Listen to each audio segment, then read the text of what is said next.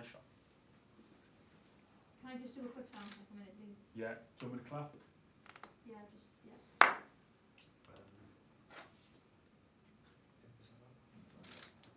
35 seconds?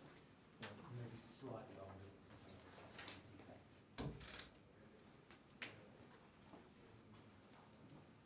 Good to go, or?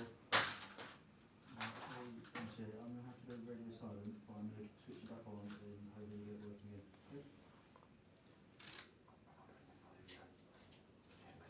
Tell them to hold fire until they're up and running. Oh, you okay? I'll come out and tell you if you want to say.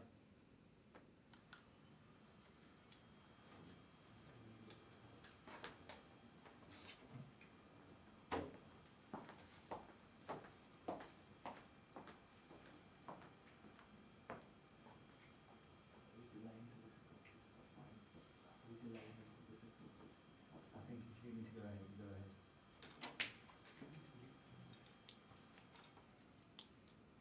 Yeah, because we're fine for everything, it's just Zoom, but I should have it up and running soon. Yeah, first start. Can you give us like 30 seconds? Yeah.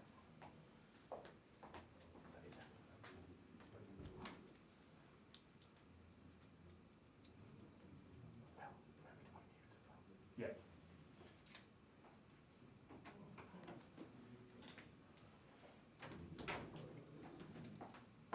You should be getting pictures in there. This is why we're not to a Russian press conference.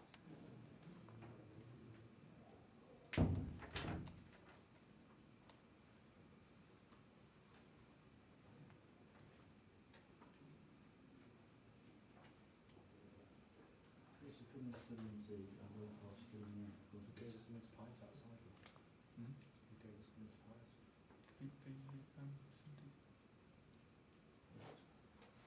Okay, all good, good start.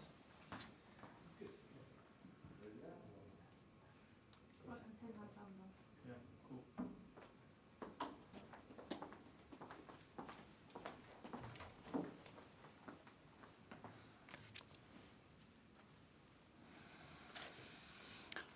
Well, Pranam Da, thank you for joining me once again. Here in Wales, the rapidly changing circumstances caused by the new Omicron variant means we are reviewing the public health situation every week. Even since I spoke to you on Friday, the number of confirmed Omicron cases has risen sharply, and at the same time, we are also seeing a rapid rise in the overall rates of the virus across Wales. We expect this trend to continue and to accelerate. Omicron is here already in Wales, and it is now spreading quickly. In England and Scotland, it has already overtaken the Delta variant and become the dominant form of coronavirus, and that will soon become the case here in Wales. Omicron has a doubling time of around 2 days, and on that basis, by Boxing Day, we can expect to see many thousands of new cases across Wales every day. Already we know that people are off work sick, putting essential services under strain, and after Christmas, we have to be prepared for that situation to worsen. It is an incredibly fast-moving situation. Just a few weeks ago, no one had heard about the Omicron variant. Today, most countries right across the world are affected by it. And that's the reason why the Cabinet here in Wales has been meeting almost every day, looking at the very latest scientific advice and the latest data, and we've been considering what protections we need after Christmas. And that's what I'll be focusing on this afternoon. By the end of last week, we had already decided that we would be introducing new measures for retail and for workplaces when they reopen after Christmas. On Tuesday, we decided that sporting fixtures will have to move behind closed doors for the time being. And today, I can set out further measures we are taking to protect people's health and to help businesses continue to trade after Christmas is over. we are introducing a new Alert Level 2 for hospitality businesses, cinemas, theatres and public gatherings, measures that have now been tailored to the new Omicron variant. At Alert Level 2 measures, all Alert Level 2 measures, including retail and workplaces and the closure of nightclubs, will come into force from 6 a.m. on Boxing Day.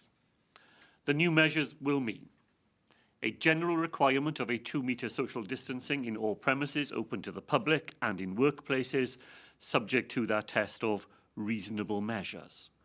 The rule of 6 will apply to gatherings in regulated premises, such as hospitality, cinemas and theatres. All licensed premises will need to take additional measures to protect customers and staff, including table service and collecting contact details.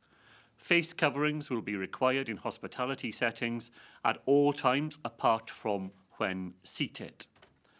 Large events will not be able to go ahead indoors or outdoors. The maximum number of people who can gather at an indoor event will be set at 30 and 50 people will be able to meet outdoors. There will be an exception for team sports where up to 50 spectators will be able to gather in addition to those taking part, and there will be an exception, as previously, for events involving children. For important life events, such as weddings, civil partnerships, funerals and wakes, the number who can attend will be determined by the ability of the venue to manage social distancing and other reasonable measures. And all guests attending a wedding breakfast or a funeral wake will need to take a lateral flow test before attending. Now, the Cabinet has thought hard about how we deal with people mixing in each other's homes and in private gardens. And we have decided not to make new legal rules to cover that sort of mixing. We will issue updated and strengthened guidance to help people keep safe. We're doing this because we are in a different position this year to the position we faced the last time we saw coronavirus rise in this way. We have a population that is largely vaccinated, the booster is being rolled out rapidly, and lateral flow tests are easily available. And nearly 2 years since the pandemic began, we have all learned a great deal about how we can best protect ourselves and others. Now is the time to redouble those efforts, drawing on everything that we have learned. Omicron thrives on human contact. Every contact we have is an opportunity for us to spread or catch the virus, and the home, where we are surrounded by family, is where we are at our most vulnerable to infection. To stay safe in our own homes, we are advising that everybody follows 5 simple measures. First of all, limit the number of people visiting your home. Secondly, if you are visiting or if people are visiting you, take a lateral flow test before that takes place. Remember that meeting outdoors is safer than indoors. And if you have to meet indoors, do everything you can to make sure that it is well ventilated. If you are seeing family and friends, then space out those visits. Don't see everybody all at once and at the same time. And finally, don't forget all those basic things that we've learnt to do together. Social distancing, respect for others, washing our hands, and so on. All of that will be guidance, strong guidance that people in Wales can draw on. But we will reinstate a specific offence in regulations for large gatherings in private homes. This is because Omicron thrives in large gatherings and in enclosed spaces. Now, of course, we want these measures to be in place for the shortest possible time, and that is why they will continue to be kept very regularly under review. Moving to Alert Level 2 is designed to help businesses continue to trade while also strengthening measures to protect people's health. But we recognise, of course, that these are measures which will have an impact on businesses. As a result, £120 million will now be made available by the Welsh Government for nightclubs, events, retail, hospitality, leisure and tourism businesses affected by the move to Alert Level 2, and that is double the new funding of £60 million that we announced only last week. And the Economy Minister, my colleague Von Gethin, will announce further details about how this support will operate tomorrow. At the same time, we have already announced in the last few days further funds, additional funds to support sports venues and arts and cultural organisations affected by the pandemic. Now, the wider context in which we are making these decisions continues to change very rapidly, and I can announce one further change to the rules that we have decided to introduce today. Fully vaccinated adults and children aged between 5 and 17 who are identified as contacts of someone who has tested positive for coronavirus will now be asked to take a daily lateral flow test for 7 days instead of needing to self-isolate. And this is known as the daily contact testing regime. People who have daily negative lateral flow tests will be able to continue to go to work as normal while following all those other steps that help to keep themselves safe, including limiting the number of people they mix with as much as possible.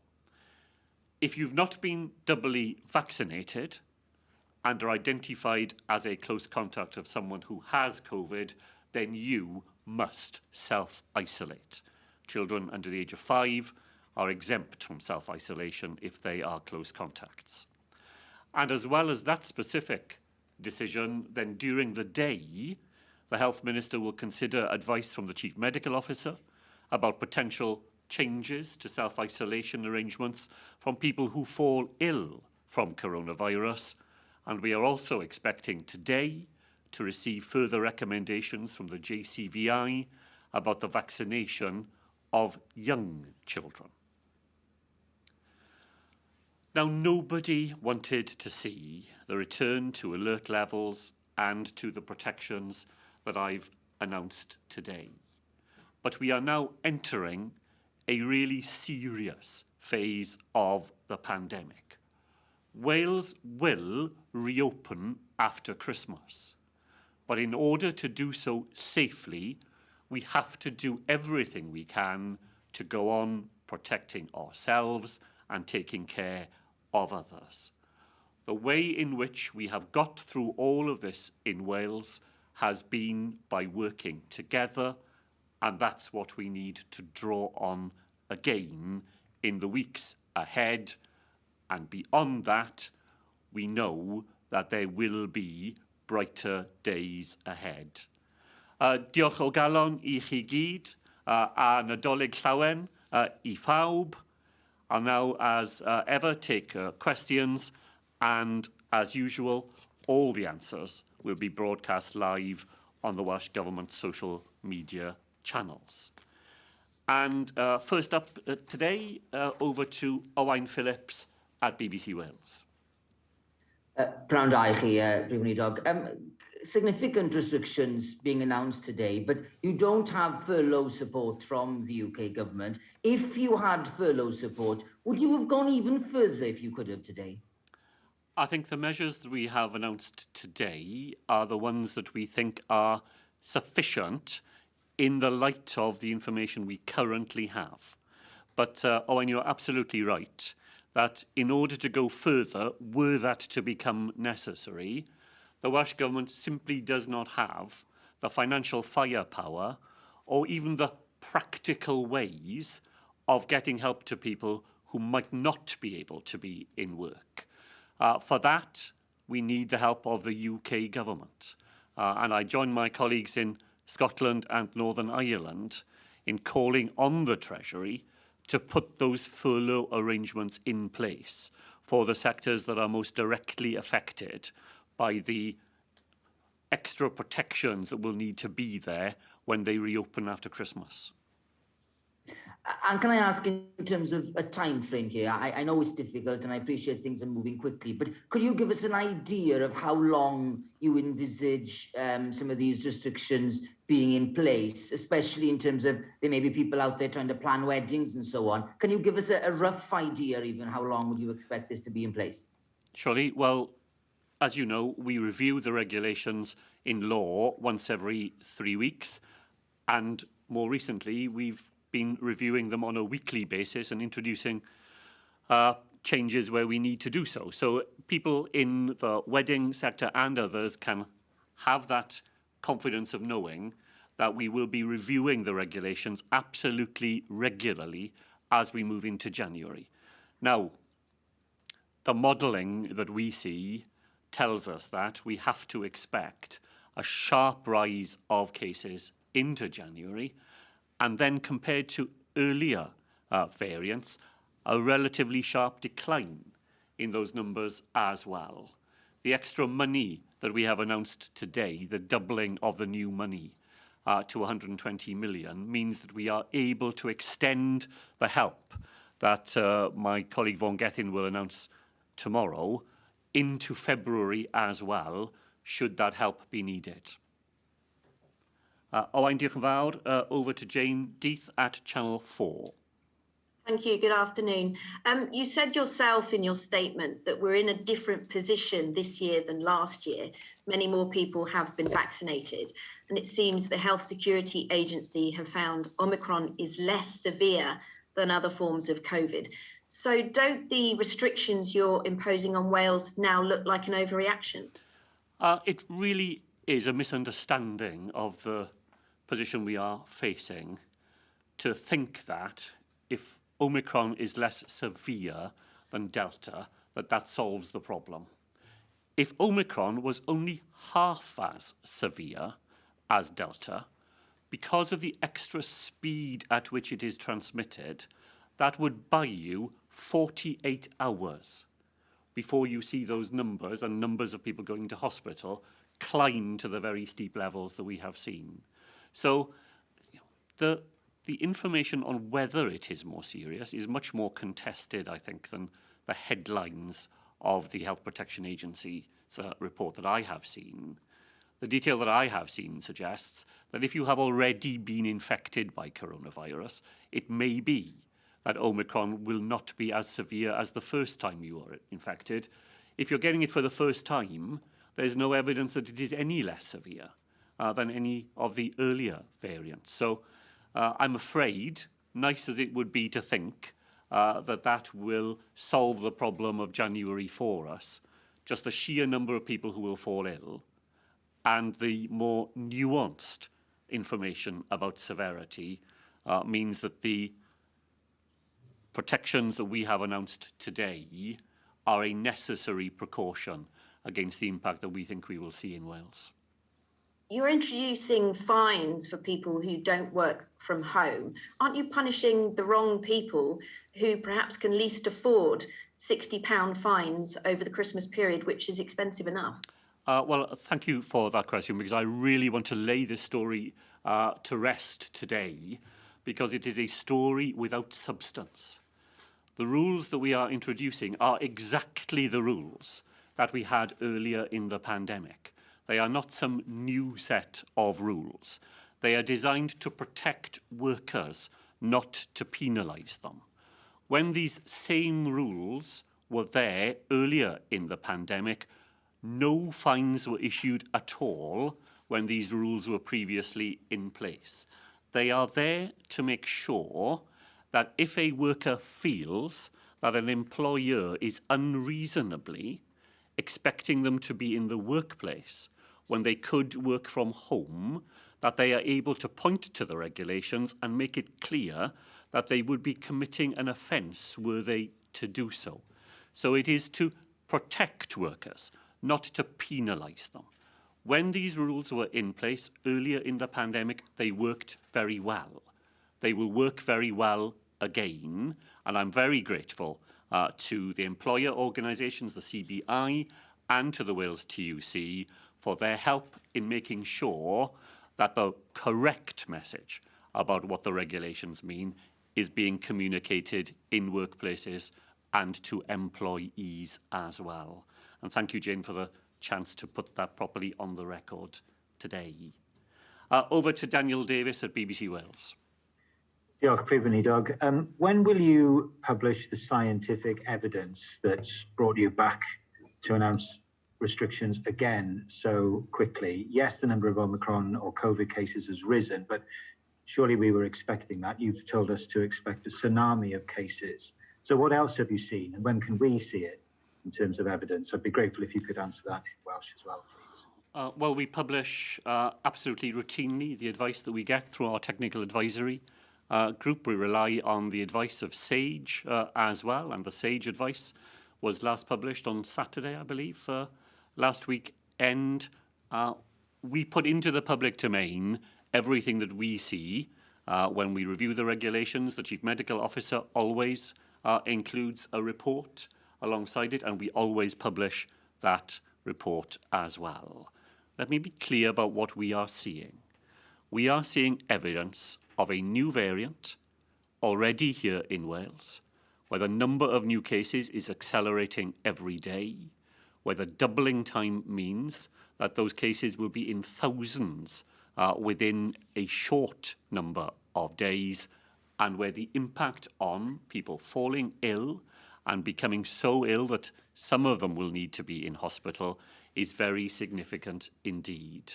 I think that the actions we have taken are absolutely proportionate to the risks that we know are there and which we will be facing here in Wales.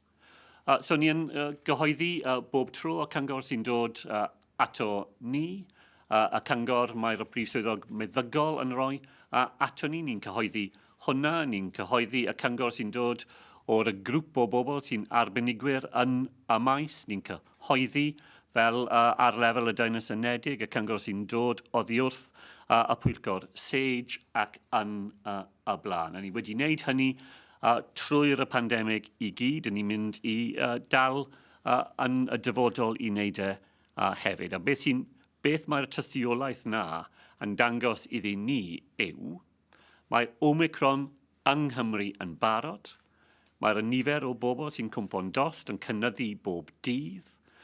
Erbyn yr wythnos nesaf, bydd miloedd o bobl yn cwmpo'n dost gyda'r amrywiolyn Omicron. Mae hwnna'n mynd i cael effaith ar y nifer o bobl sy'n gallu bod yn y gweithlu ac mae hwnna'n mynd i cael effaith ar y gwasanaeth iechyd hefyd. Dyna pam ni wedi wneud y penderfyniadau dwi wedi cyhoeddi hefyd i warchod bywydau, i warchod y gwasanaeth iechyd ac i helpu ni i gyd pan mae'r ton o'r amrywiolyn newydd yn dod ato ni yn mis Ionawr. Diolch. And you've asked people to limit their social contact today, but you haven't gone further and said limit to what? Because under your regulations today, you'll be able to see a lot more of your friends at home, in each other's homes, than you can in a pub. Well, they won't be in regulations. As I tried to explain, we will be relying on guidance for the way that people behave in their own private lives.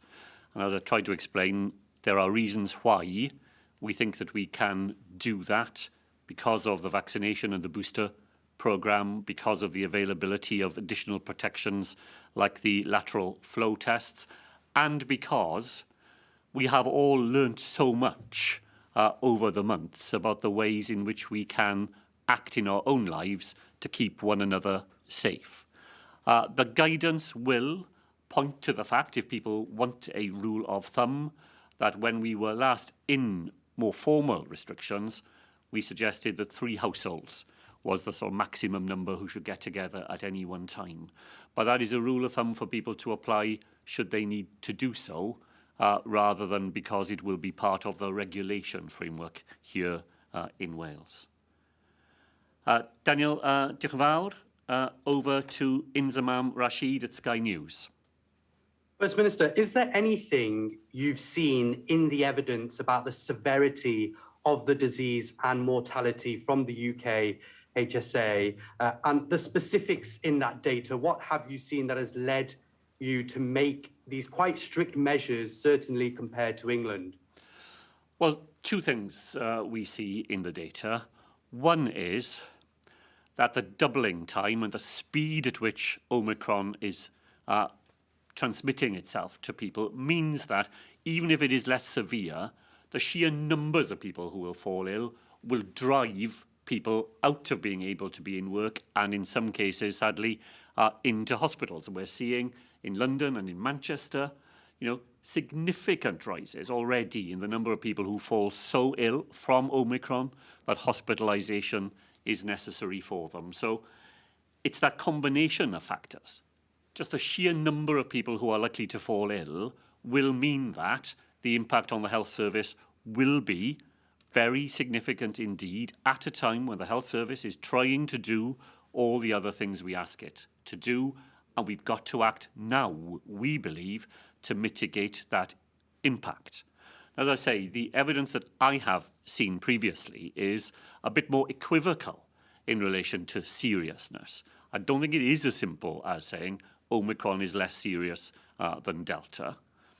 If you've been infected previously, it may be that it is a less severe attack. If you've never had coronavirus and you get Omicron, the evidence is probably that it's just as severe as any other form would be. And so, with that, how pressured is your health service right now? Can you tell us how many absences there are in hospitals within staff? Sure, thank you. So the health service in Wales, as in the rest of the United Kingdom, is under very significant stresses and strains. Although the number of people in Wales in a hospital bed because of coronavirus has been coming down in recent weeks, we're still talking about hundreds of people occupying a hospital bed who wouldn't be there if if coronavirus itself wasn't there. And at the same time, the health service is trying to do all the other things we ask of it, dealing with emergencies, trying to catch up on treatments that weren't possible earlier in the pandemic, and at the moment, this enormous effort to offer a booster vaccine to every eligible adult in Wales before the end of this calendar year. More than 50,000 people received a booster in Wales yesterday, and that's because health service staff are doing all of that on top of everything else we ask them to do. So when you look at it in the round, even a relatively modest additional impact from the Omicron variant will be meeting a system that is already at full stretch and where we are already beginning to see the impact of those elevated numbers in the workplace. So sickness levels in the Welsh NHS are up this week, not hugely, but every single % of people who aren't able to be in work is fewer people to deal with an additional demand. So it's been running just over 7% of people unable to be in work, and that number's gone up again this week. Thank you very much. Over to Bronwen Weatherby at PA. Prananda, Preben Dog. You said there's likely to be a huge spike of Omicron in January. Does that mean you are more likely to increase restrictions in the coming weeks rather than reduce them? Well, I think, Bronwen, it depends on how successful the measures we've already announced will be, because if those measures succeed in flattening the curve as we see it, then we will not introduce any more protections than are necessary to save people's lives and to protect the NHS. That's why we've moved earlier than other parts of the United Kingdom. That's why these protections will kick in straight after Christmas. And if they have the intended effect, it mitigates the risk that we will need to do more. If we need to do more, the Welsh Government will not stand back. We never have. These are difficult decisions. They're not always popular decisions. But if the evidence says to us that more has to be done to prevent unnecessary deaths and avoidable harm, then that is what we will do. And you've introduced £120 million worth of funding for hospitality venues, nightclubs and so on. Has the UK Treasury footed any of this money? It would be good to get an idea of where that money has come from and if there's a cap on how much venues can claim, like the UK government's £6,000 grants for businesses. On the second part of the question, Vaughan will set out the detail of our scheme tomorrow. We are trying to design the scheme to be as close to previous forms of help that we've offered businesses in Wales, so that the administration of it can be as easy as possible for them and for our local authorities that we rely on to help us with this. In terms of the money, the UK government says that they have given us an extra £270 million. I want to be clear that it is just not as simple as that. That money depends upon the amount of money that is spent on similar services in England. We may get a bit more than that, but we may get less than that. So in that sense, we are proceeding at risk here.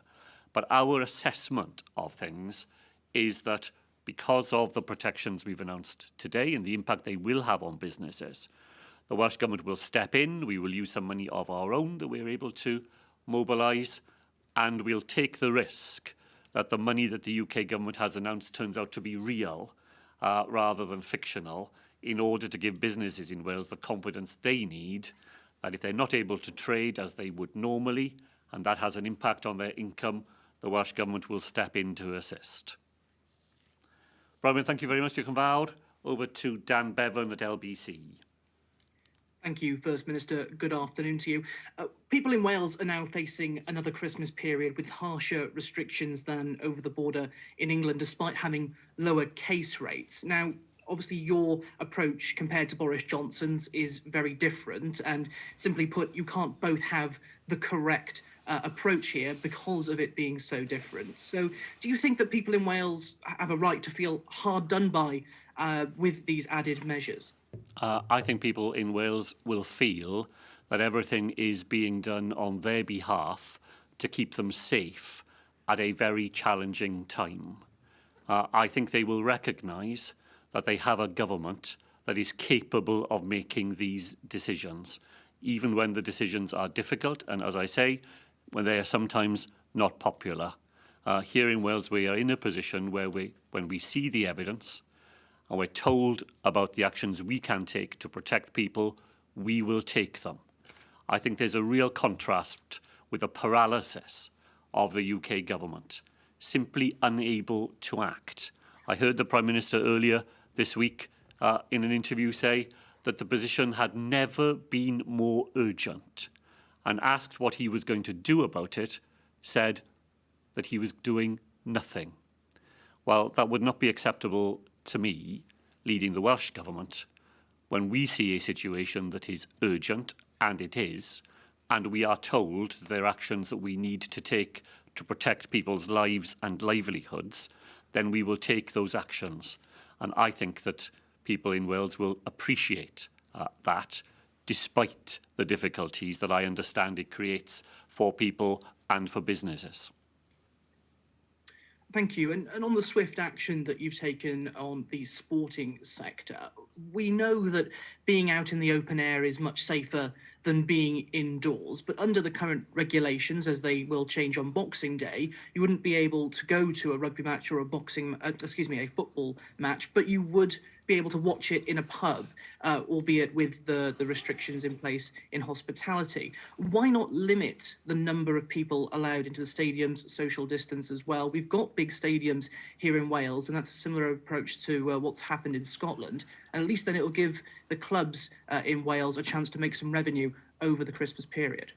Well, I don't think you're quite right, Dan, in suggesting that somehow in Scotland things are different. It is true that 500 people will be allowed to go and see a match in Scotland, but as you'll have seen, effectively, that means those matches will not go ahead with a crowd of people there. 500 people would go nowhere near to making those commercially sustainable for clubs.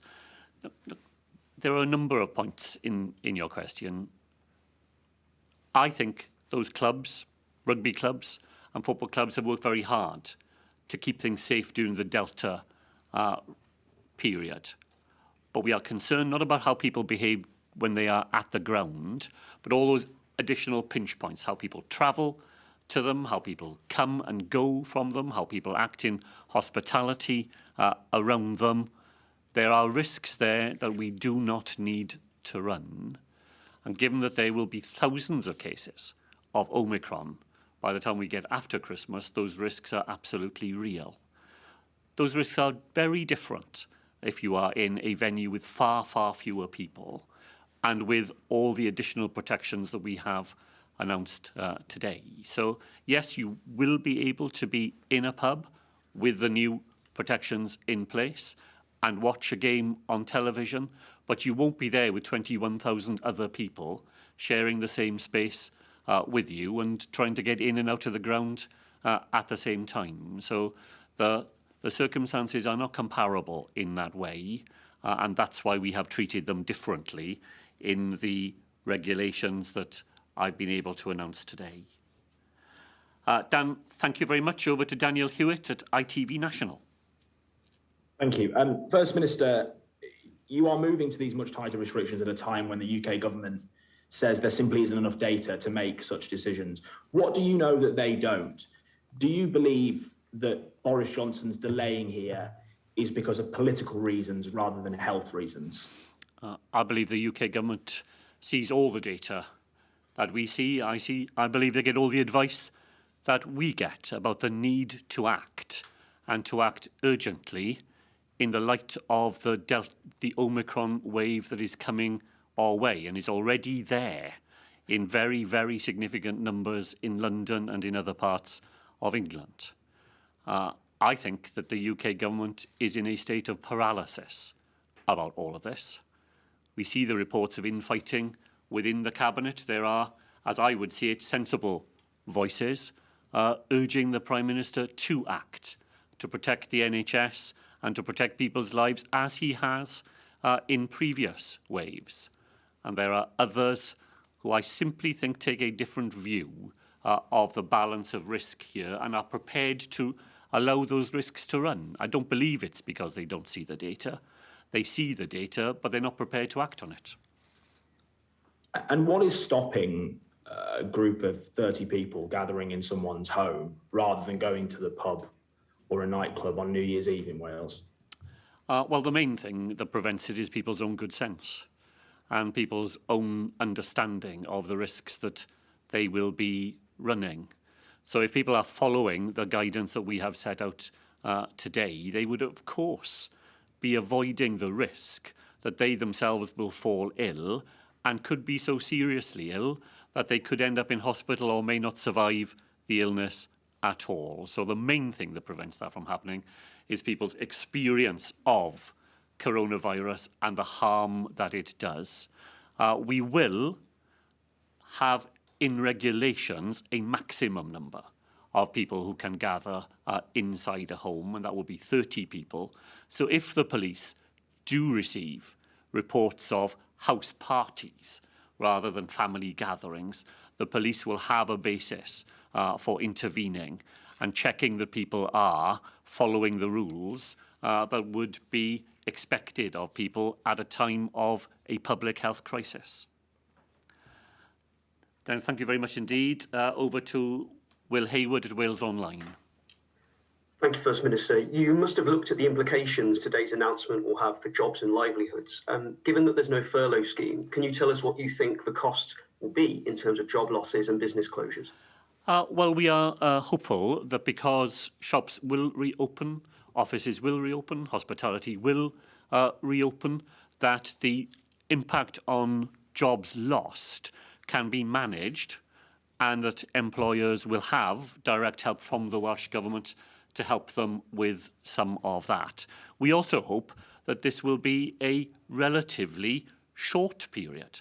if the modelling turns out to be reliable, a sharp rise followed by a sharper fall than we've seen previously, then we're not talking about this going on for months month after month. So our assessment is that the level of protections that we've announced today can be managed through the help that we will provide, the £120 million of new money that will be available for the month of January and into the start of February, in a way that allows businesses to stay alive and people to continue to be in work.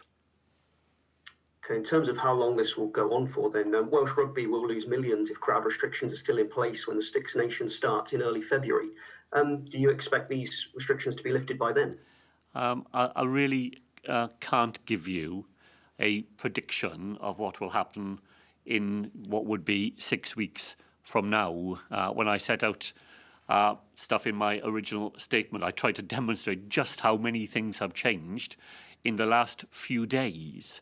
So, we have the best modelling that our colleagues in the universities can offer us, and it would suggest that January will see the peak of coronavirus, the new Omicron variant, and that things may reduce relatively rapidly once the peak has been passed.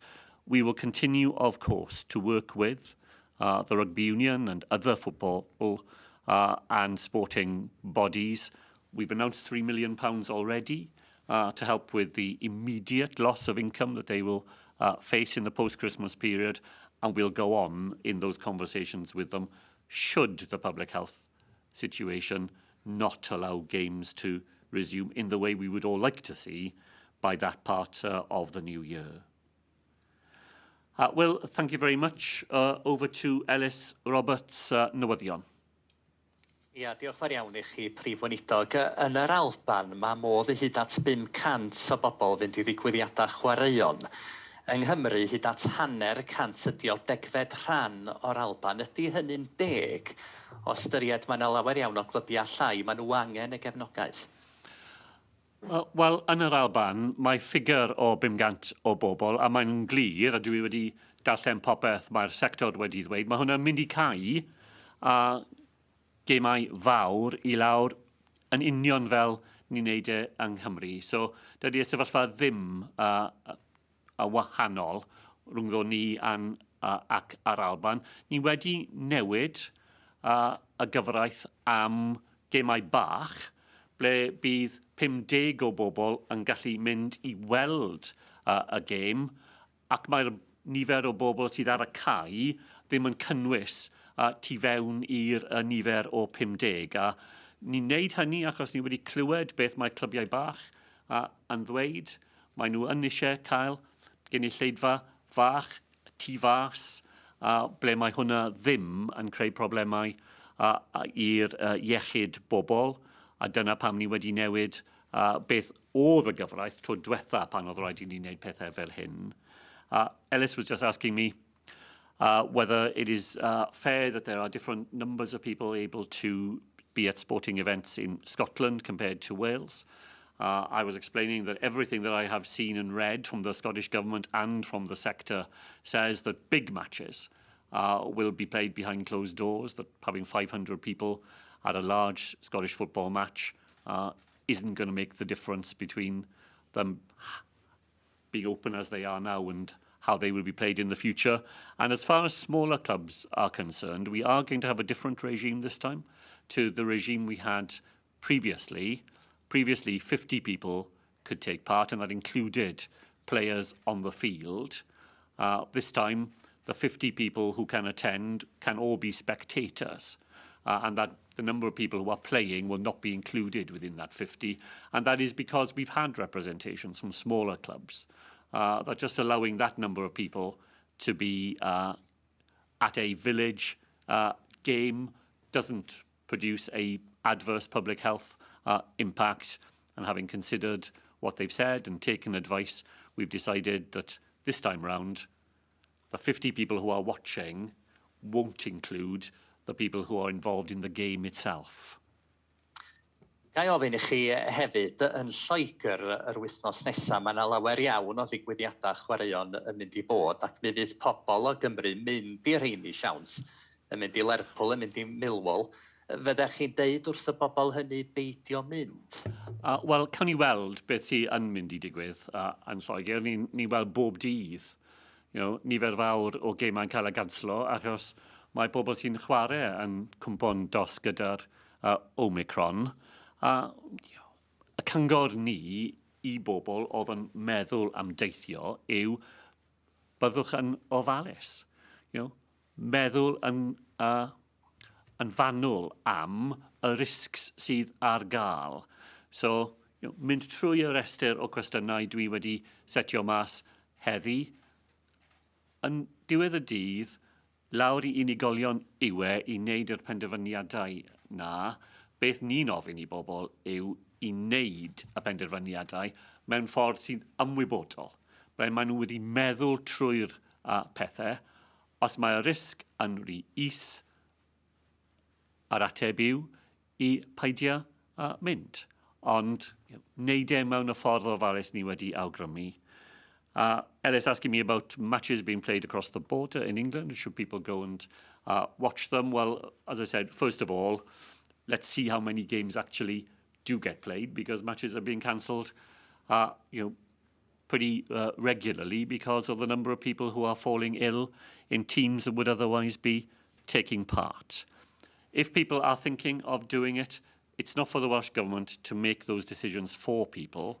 What we ask people to do is to think carefully in making those decisions, to work your way through the sorts of questions that I've set out today, which would result in you making a decision that would keep yourself safe and other people. If you go through those questions and you come to the conclusion that the risks would be higher than the rewards, then of course you wouldn't go. But the key thing is to do these things in a conscious way, to have worked your way through the considerations that we have outlined and will be there in our guidance, and then to make the decision that keeps you and other people safe. Ellis, diolch yn fawr, ac yn ola heddi, draw i Thomas Evans, S4C. Diolch yn fawr, Brif Weinidog. Ystyried bod nifer o'r achosion o Covid-19 yng Nghymru dal yn uchel iawn. Chi wedi penderfynu aros tan wedi'r Nadolig, ond ydych chi wedi penderfynu newid eich trefniadau Nadolig i chi am eleni, ac a fyddech chi'n annog pobl eraill i wneud yr un fath? Wel, diolch Thomas. Wel, dwi'n trial i mynd ar ôl y cyngor dwi wedi setio mas heddi. So, ni yn wedi newid pethau. Dwi'n mynd i cwrdd gyda ffrindiau a teulu dros y Nadolig, ond dwi ddim yn mynd i weld nhw i gyd ar yr un diwrnod. So, mae teulu, mae fy mab, mae fy merch, mae nhw'n dod lawr dros y Nadolig, ond mae un yn dod ar un diwrnod, a'r y llall yn dod ar diwrnod arall. So, ni'n mynd i aros gytre, ni'n mynd i fwynhau y Nadolig, ond ni'n mynd i trial i wneud e mewn ffordd sy'n ddiogel i ni ac i pob un eraill. Thomas asking me if we have changed our plans for Christmas in the light of the number of people who we see falling ill with coronavirus here in Wales. And I was explaining that we have adjusted our plans. We will be seeing family, we will be seeing friends over Christmas, but we have decided to space that out over the Christmas period. My own daughter will be coming with her family to see us, and they'll come on one day, and my son and family will come, but they'll come on a different day. So instead of what we might usually have done, everybody coming on Christmas Day, it'll be a spaced out Christmas, on the basis that, as we said last week, a smaller Christmas is a safer Christmas, but you can have a good Christmas at the same time if you do things carefully. Diolch i chi. A os gai edrych ymlaen at y flwyddyn newydd hefyd, mae clybiau nos a digwyddiadau chwaraeon yn gallu croesawu'r cyhoedd yn ôl unwaith eto. A fydd y passes Covid yn dychwelyd, ych chi'n meddwl, gyda hynny? Ac os felly, ydych chi'n rhagweld y bydd yn rhaid i chi fod wedi cael y brechlyn atgyfnerthu, y trydydd dos o'r brechlyn, neu a fydd dau yn ddigon? Wel, mae'n amhosibl I fi roi dyddiad ar y bwrdd ac yn ddweud, wel, bydd hwnna'n y dyddiad pan bydd pethau'n gallu ail agor, achos dyn ni ddim jyst yn gallu rhagweld beth sy'n dod ato ni fel na. Beth wedais I heddi yw ni'n dal bob wythnos I ail edrych ar y cyfyngiadau sydd da ni yma yng Nghymru, a ni'n mynd I wneud hynny yn y dyfodol. A hefyd, ni'n dal I defnyddio'r y pas Covid mewn sefyllfa ni wedi wneud nhw o blaen, ac mae gwaith yn mynd ymlaen I roi y brechlyn argyfnerthu ar y pas. So bydd y pasys yn defnyddiol I ni yn y dyfodol, ond ni'n mynd I wneud mewn ffordd gyda pethau eraill sy'n helpu I gadw ni gyd yn saff. Diolch yn fawr. Oh, Glenn, sorry, finally, Glenn Campbell from BBC Scotland is able to join us. Hello from Holyrood. First Minister, you're tightening restrictions in Wales as Nicola Sturgeon is here, but why are you so convinced of the need to act when Boris Johnson tells us the science is inconclusive? Well, we simply don't agree with that assessment. The science that we have seen, the clinical advice that we have seen, is very conclusive. Omicron is a far more transmissible form of the virus than Delta. Very large numbers of people will be affected by it. We need to act now in order to flatten the curve of infections that would be there if we didn't take action, in order to save lives, to protect the NHS and to keep businesses open. I think we've all broadly seen the same advice. The Northern Ireland Executive, the Scottish Government and the Welsh Government have all come to the conclusions that action is needed and needed now. The UK Government, acting for England, it's not that they don't see the same data, it's just that they are paralysed by their internal divisions and unable to act on it. First Minister, you decide on public health, the UK Treasury decides on finance.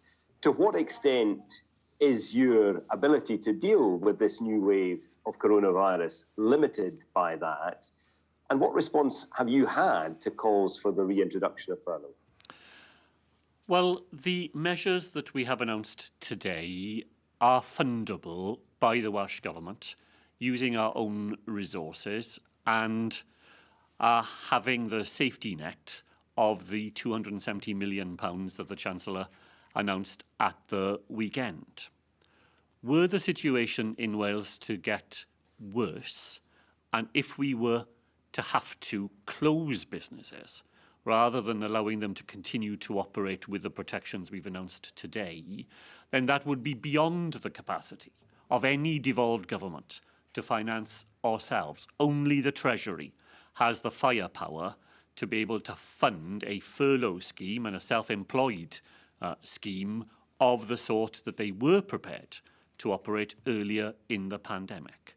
So with the First Minister and the Deputy First Minister of Northern Ireland and with the First Minister of Scotland, we continue to urge the UK government to put those plans in place so that we are not artificially prevented from being able to take the decisions that keep people in Northern Ireland, Scotland or Wales safe from the Omicron variant in a way that would not apply in England. So that's what we're asking for, a level playing field, so we're all able to make the necessary public health decisions on the same basis. We're not there yet. The actions that the Chancellor has taken so far are welcome, but they are not sufficient. Diolch yn fawr. Thank you all very much indeed.